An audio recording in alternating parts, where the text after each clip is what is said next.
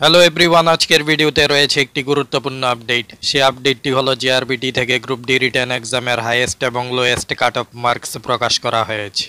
JRBT group D written এক্সামটি হয়েছিল 85 মার্কসে। UR ক্যাটাগরির highest cut off marks গিয়েছে 73 আর লোয়েস্ট কাট অফ মার্কস গিয়েছে 37। ST ক্যাটাগরির হাইয়েস্ট মার্কস গিয়েছে 61 আর লোয়েস্ট মার্কস গিয়েছে 27।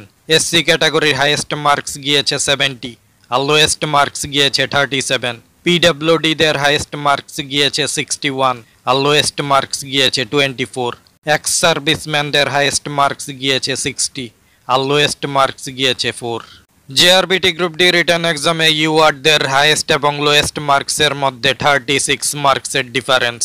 এসটিদের 34, এসসিদের 33, পিডব্লিউডিদের 37 এবং এক্স সার্ভিসম্যানদের 56 মার্কসের বিশাল বড় ব্যবধান।